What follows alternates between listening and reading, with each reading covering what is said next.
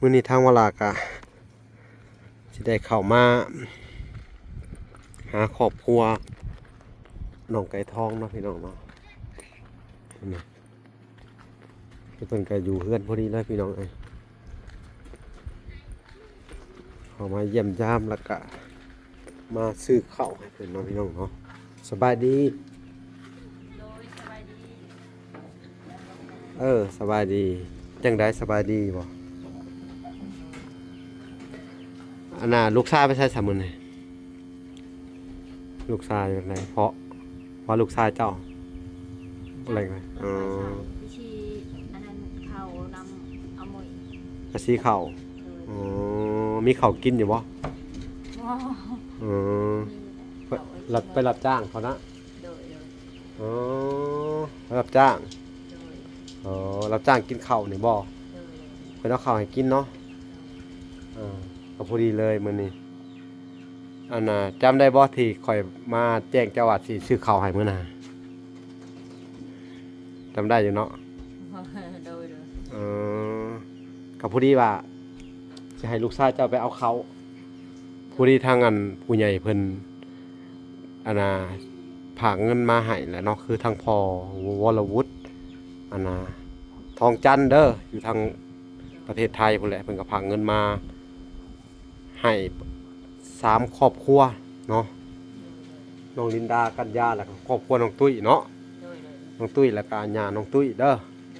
แล้วก็สิตามจุดประสงค์เพิ่นพี่น้องเอ้ยก็เดินทางมาฮอดโรงสีพอดีเลยพี่น้องเอ้ยเพิ่นเข้ามานำหลังเนาะเอาสอบนึงแล้วก็สิซื้อก่อนสอบนึงเนาะแล้วก็อีกสอบต่อไปพี่น้องเอ้ยว่าลากะที่ซื้อให้ทางอันน้องลินดากัญญาต่อ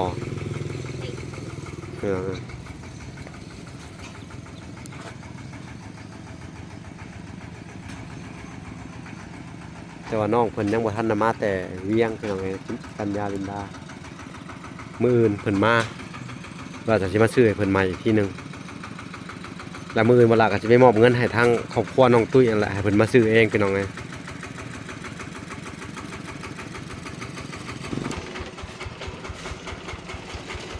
เอาขึ้นรถ50 กิโลบ่น่ะเอาขึ้นรถเดี๋ยวเรามาหาสอนราคาคือเก่าเหรอวะบ่ลงบ่เลยว่าขึ้นตลอดราคาเขาขึ้นเรื่อย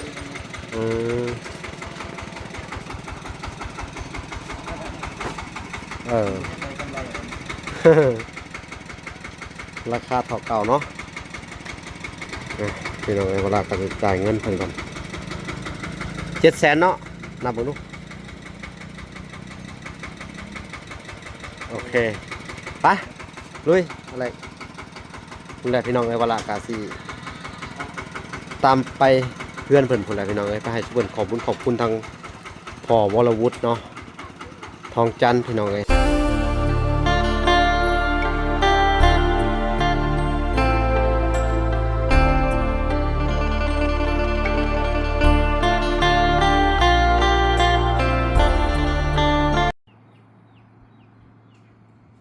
โอเคพี่น้องเนาะ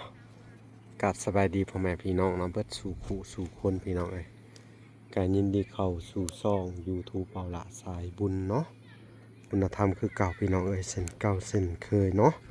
ทักทายสบายดี FC ทางฝั่งไทย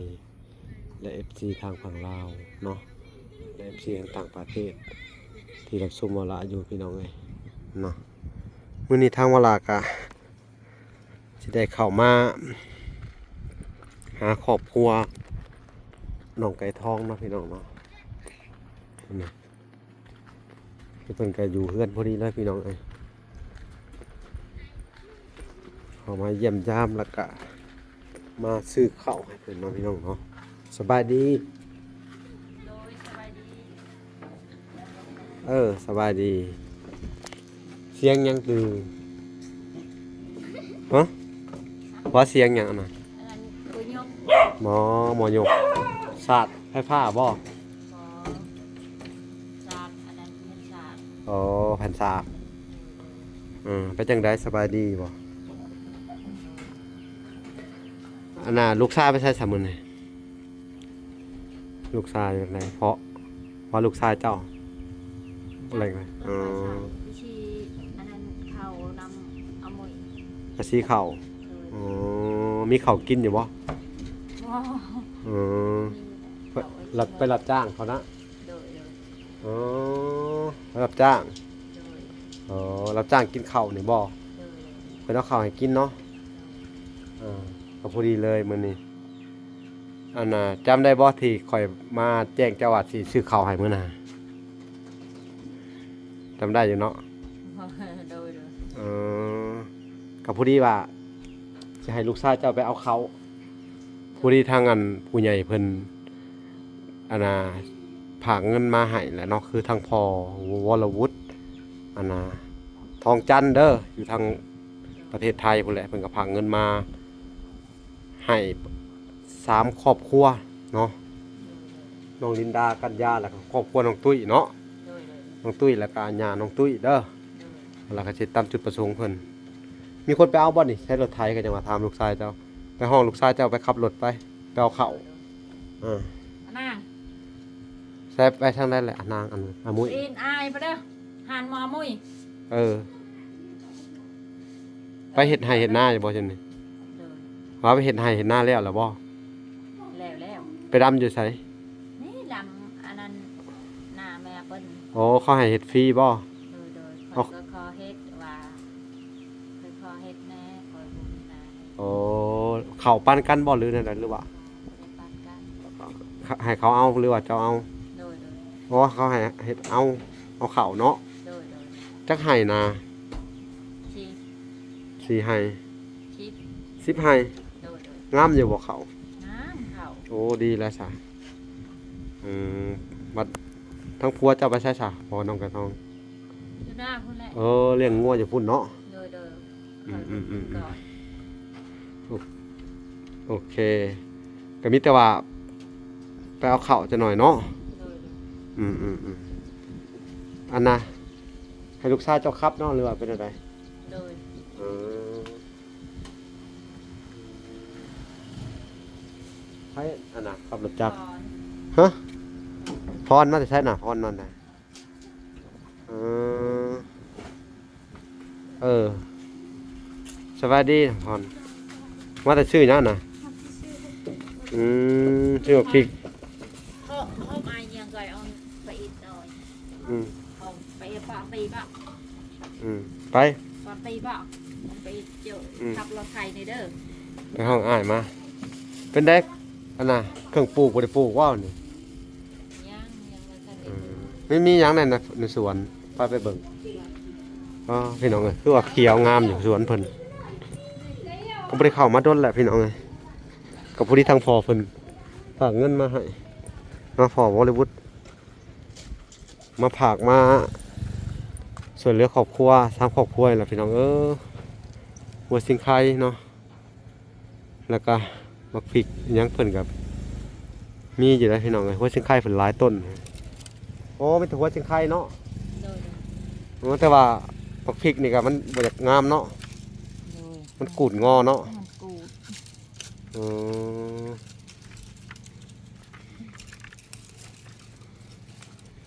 นี่พี่น้องเอ้ยหัวครับก็ยังดีอ่ะเนาะเห็ดไร่เห็ดนาเนาะลูกกลับไปหาอันซอยอันน่ะสีข้าวใส่เขาเนาะเอาเป็นเงินบ่เลยเอาเป็นข้าว จะเอา สุดท้ายขอข้าวเขาบ่ จะเอา อ๋อไปคู่มือบ่ โดย อืม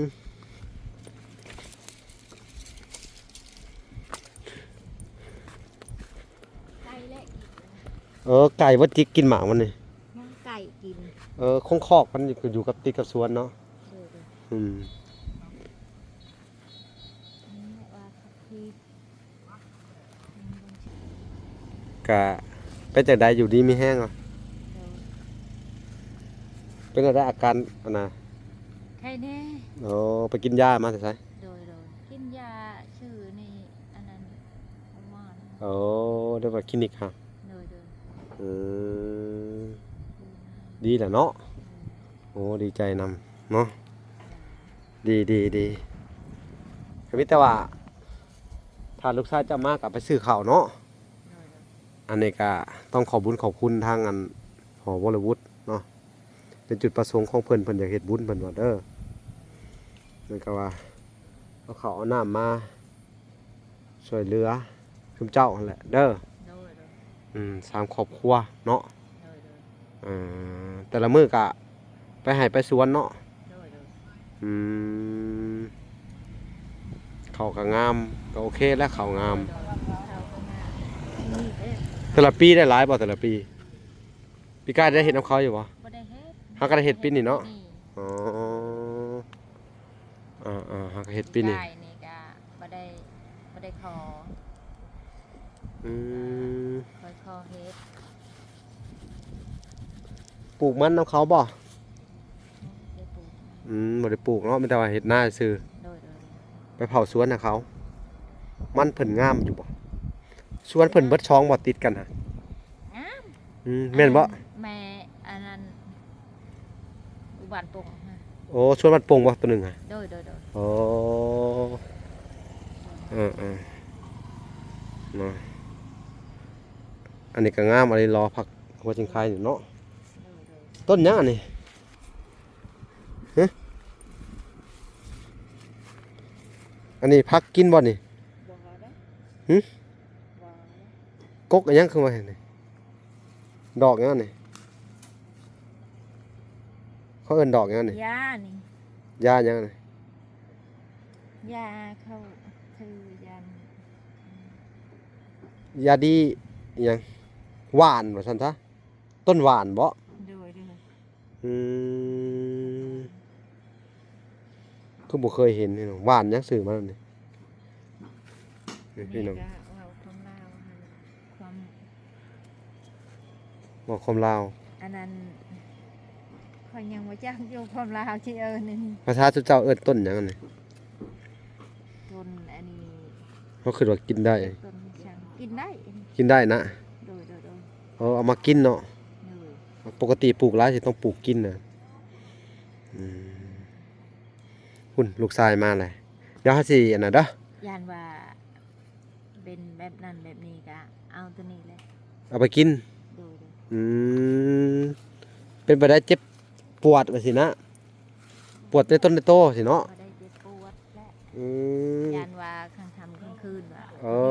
มีเนาะ โดยโดยโดย ตัวกันว่าซั่นซะ โดยโดย โอ้พี่น้องเอ้ยน่าจะกันตัวกลางค่ำคืนเพิ่นว่าเนาะจะอีหยังละกลางค่ำกลางคืนพี่น้องเอ้ยก็น่าจะเป็นอันน่ะสิ่งที่เฮาอันนั้นเนาะ โดยโดย แนวบ่เห็นนะท่านจ้ะเรื่องสิ่งลึกลับเนาะ โดยโดย อืมอืม กินก็ดี กินก็ดีเป็นหวานเนาะ โดย โอ้คักแล้วซะหมูตัวนั้นเนาะตัวบักใหญ่เนาะแอวเจ้าเลยนี่ซะเลยหมูตัวน้อยๆได้พี่น้องเอ้ยฮะบ่ได้เอาท่านออกลูกเนาะ ย่าง ตัวใหญ่เลยเนาะ ได้ลูกบักใหญ่เลยทองค่ะ อืม อ่า ให้ในเด้อตัวหนึง ทำมันได้ลูก เอานะ เออ โกนไก่ก็สิจับให้เจ้า เออ ยังว่าทันได้ให้ อืมห้องว่าเบิ่งดูหาหมูเพิ่นใหญ่นะพี่น้องเอ้ย ใหญ่เลยได้ตัวน้อยๆนะ หมูตอนเจ้าอุ้มมาแล้ว ตัวแดงๆอ่ะพี่น้องปอมันท้องเนาะ ได้บ่4-5โตเนาะ ได้อยู่มันสมเลย ได้4โต หมูตัวใหญ่เลยนี่พี่น้องเอ้ยตะกี้ตัวน้อยๆเนาะอุ้มก็ได้เนาะ โดยโดย อืมก็ดีแหละพี่น้องเอ้ยเพิ่นได้เลี้ยงหมูเลี้ยงหยังไก่กับแพร่ร้ายทั้งของเจ้าเนาะ โดยโดยโดย อืม ตาย น้ามันนี่ มื้อนั้นหันไป ฮะ เขาไว้ตั้งห้องน้ำหันตายชิด ป้าย10ตัวเจ้าสิให้ข่อยหาได้ โดยโดย อันนี้ขุดลงเลิกๆอีกนี่ห้องน้ำจะมันจะบ่เปื้อนขุดมันจะบ่เข้าตาราง ตอนคืนนี้ลายหันแล้วว่าที่จับให้เจ้าหันถ้าว่าเอาไว้ให้ใหญ่ๆก่อนที่จับเอาไว้ให้ ใหญ่ว่าซ้ำน่ะ คันนี้แหละใหญ่ ปอแต่เสียดายเนาะ โดยโดย อืม จะได้จนค่อยหายค่อยจะได้ คอยบ่ เออ ไก่ เนาะ ตีก่อนคอยอยู่บนนะฮันคอยบ่เคยได้ไก่หลาย แต่อยู่พี่มันแผ่เนาะ โดย มันเดินมันกว้าง นี่เบิดคอยได้ไก่หลาย อ๋อแผ่ขยายไว้เนาะ เสียดาย อืม ว้าวเสียใจเลยเสีย อื ดาย มไปเลาะเบิ่งห้องเพื่อนบ่ได้มาโดนเติบหน่อยขุดออกเดี๋ยวสิหมอยน้ามันไหลผ่านอันนี้มันจะบ่เปื้อนเวลาฝนตกเนาะขุดใส่คันอันนี้แล้วนี่กันไว้ให้มันเป็นหอมไปพุ่นเจ้าของเพิ่นดุดแหละเนาะอันนี้ก็แป้นขึ้นแต่เขาเป็นป่าพี่น้องเอ้ยเจ้าของเพิ่นก็ดุดเลย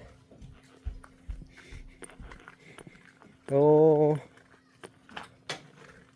นี่สวนนี่ปลูกอันยังปลูกนี่หมักถั่ว อันนั้นเคยปลูก หมักบวบ เบียร์อันนั้น หึ ทุเรียน ทุเรียนก็มี นี่เคยปลูกเอา โอ้เอามาแต่ใช้ทุเรียน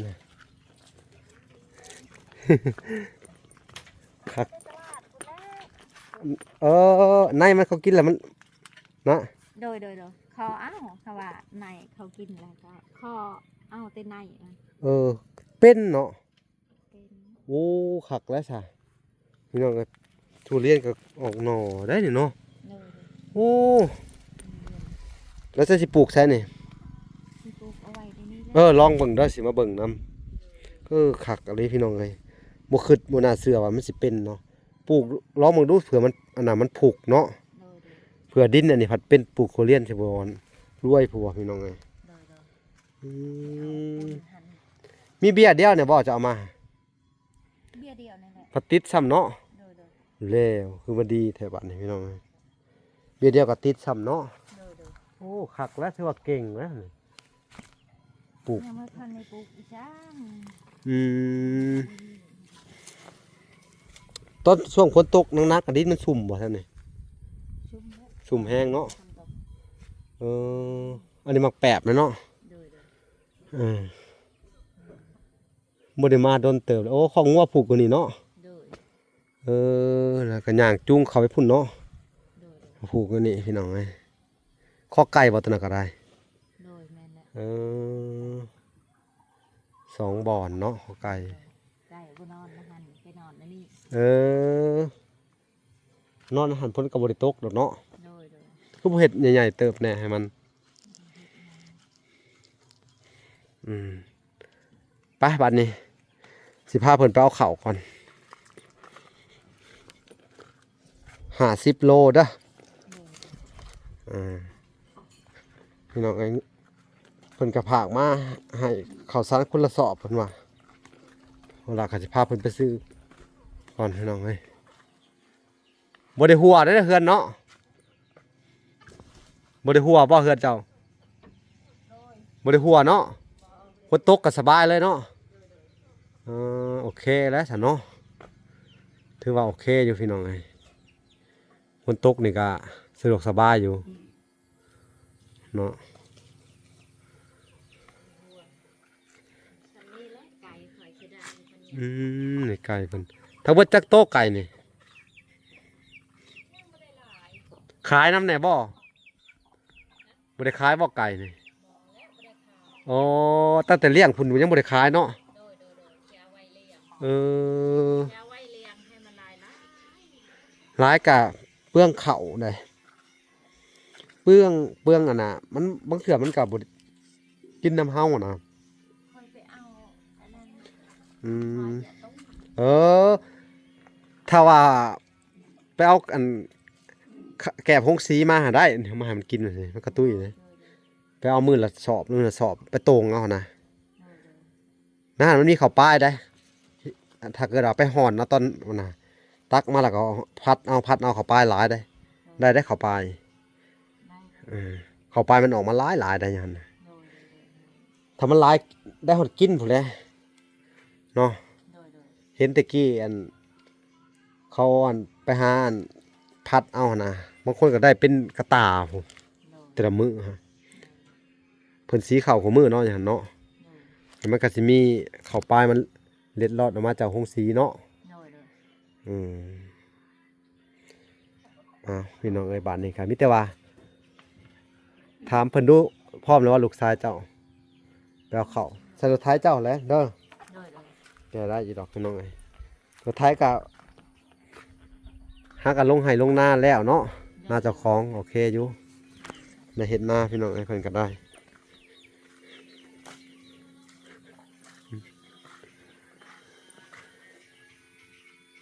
จะบ่หาแนวมาตรงนี่น้ำเฮ็ดทางลิน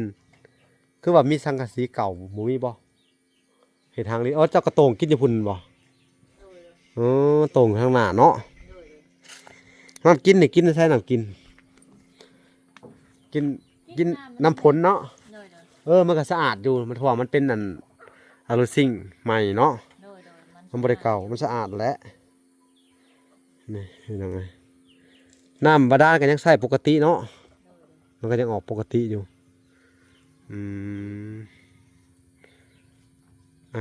พอแล้วบ่อันนะห้องนู้นลูกชายเจ้า แรงชื่อ ได้แซง ลูกชายเพิ่นเอาสบายดี โดยสาย คือเมียนี่คือบ่เห็นเมียเจ้า ห่างกันแล้วเมีย เลิกกันแต่โดนแล้ว เนอะ อ๋อ คนละทางเลย คนละทางเลยคุณเฮ็ดไม่ได้บ่ฮู้ เมื่อเองเรานะ อยากเมื่อเองนะ เอ ไป อน ำเอาซ่องเทื่อไปนำ ก็บ่มา เออ เอาก็ยานแล้ว ถามเราว่าให้ไปนำ เออ บ่ไปรอบสาม เอ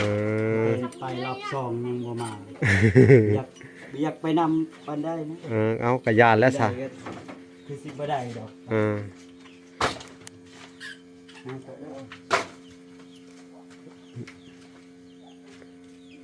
แล้วก็ถ่ายใหม่เนาะ เลย เยี่ยมเลยพี่น้องเอ้ยมันต้องเก็บไว้ดูแลอย่างดีไปสิแหละวัดคาดไทยได้ใส่อยู่ให้อยู่หน้าเพิ่นเนาะ คือก็ไปก่อนคือดอกในคุณ จะยังคือเดิม ยัง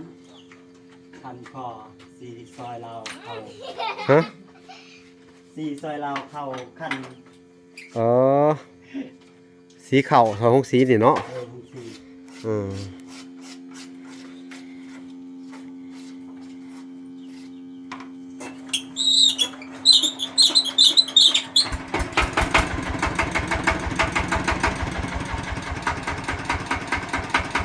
ิ่งคนถอยออกไปพี่น้อง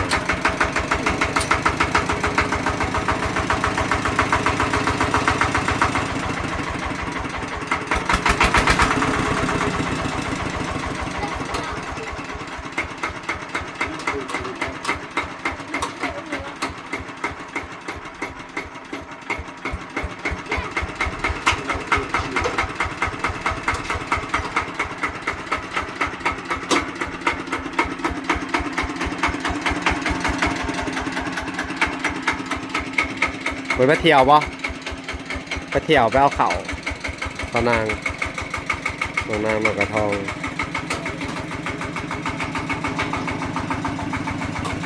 นักขนาดนั้นไหมเนาะโอ้โหเลยข้านนั่นเนี่ยบนักขนาดบ่อ๋อ แรกๆมาเป็นน้ำหนักถูก เออ ทางมันขาด อ๋อ เป็นรถขึ้น แกทานเนี่ยขาดกูดอกเนาะ คือมีจุดขาดเลยแตกเลย เออ มีซื้อใหม่ที่นี่ นักก็เล่นมอกอะไรมันเนี่ยพานใหญ่เนาะ ไม่เชี่ยว ไม่กระเสียว โดยไม่เชี่ยว เออ มีเงินนึกสุด ตรงกลางมันเนาะ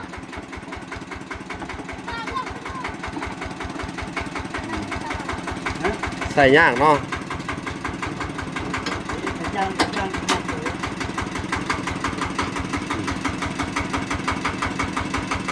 เราได้แปลงใหม่ แป้งใหม่เอา เข้าตรงนี้ เออ ตัดเข้าประมาณสำเร็จดีเลย ได้ออกไปคานมัน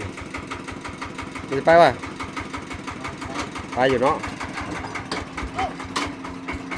ไปบาทเนี่ยขึ้นได้แม่กระทองบ่ขึ้นบ่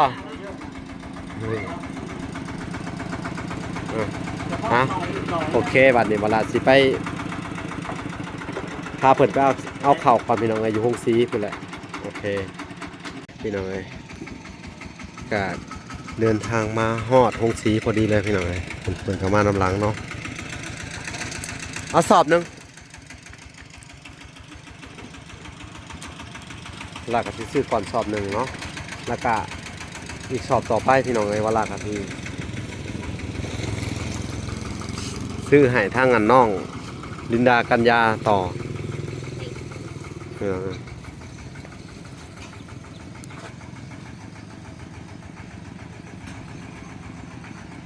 แต่ว่าน้องเพิ่นยังบ่ทันมาแต่เวียงพี่น้องเอ้ยกัญญาลินดามื้ออื่นเพิ่นมาว่าจะสิมาซื้อให้เพิ่นใหม่อีกทีนึงแล้วมื้ออื่นบ่ล่ะก็สิไปมอบเงินให้ทางครอบครัวน้องตุ้ยนั่นแหละให้เพิ่นมาซื้อเองพี่น้องเอ้ย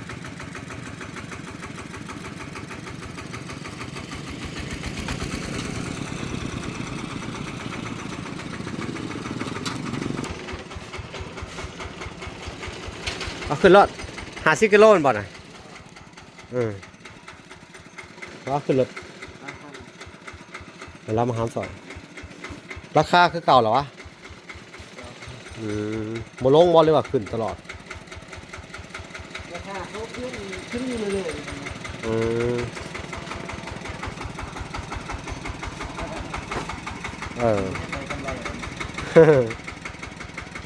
ราคาเท่าเก่าเนาะพี่น้องเวลาการจ่ายเงินเพิ่นก่อน700,000เนาะนับบ่ลูกโอเคไปลุยอะไรพุ่นแหละพี่น้องเวลากาสิตามไปเพื่อนเพิ่นพุ่นแหละพี่น้องไปให้เพิ่นขอบคุณทางพ่อวรวุฒิเนาะทองจันทร์พี่น้อง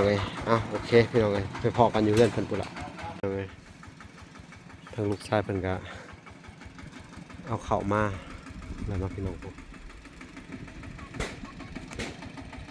สิถอยหลังขับไปพอพี่น้องเลยบ่ได้โอ้เพิ่นสิถอยหลังเขาเพื่อนเพิ่นเนาะพี่น้อง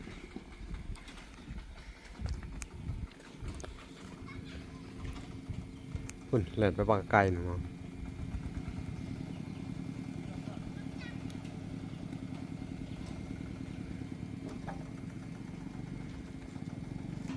พี่น้อง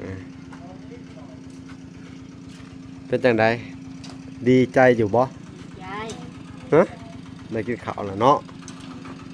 ได้กินข้าวพี่น้องถือว่าขาดแคลนแล้วจุ๊บเจ้ากันเนาะแต่ละเถื่อไปกินจังไดบ่ไปหากินจังไดถ้าเขา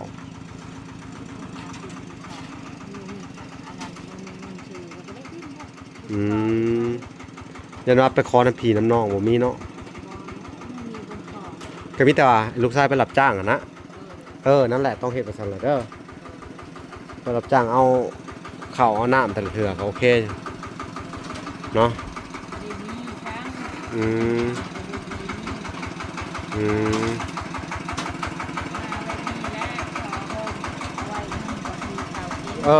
คอยหาไป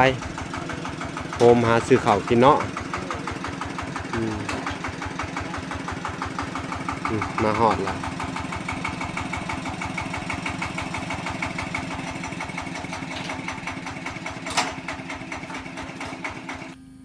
บาทนี่ก็อยากให้ชุบเจ้าเด้อ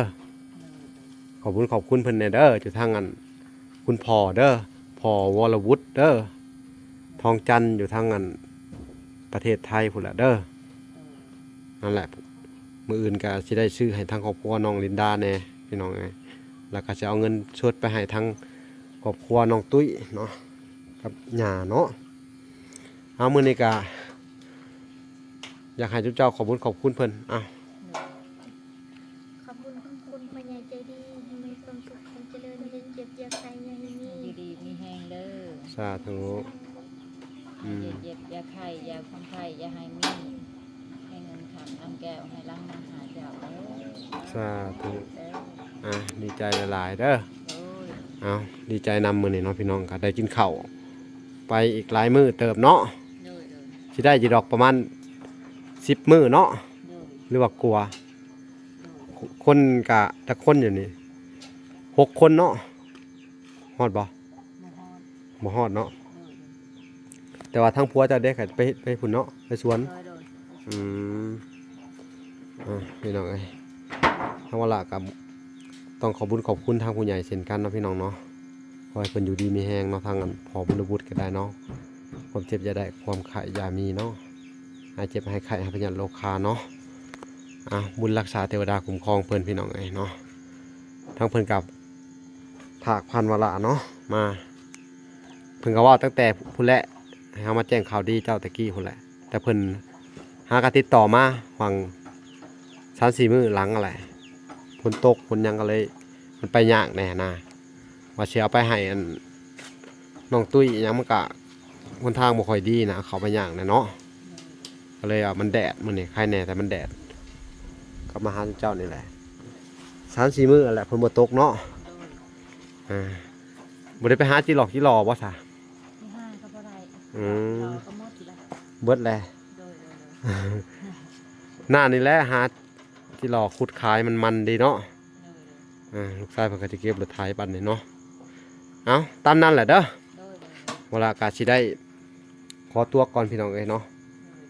ลำลาไปก่อนเนาะพาไปติดตามคลิปตอนต่อไปเนาะพี่น้องเนาะโอเคพบกันใหม่เนาะสบายดีและสวัสดีพี่น้องเอ้ยบ๊ายบาย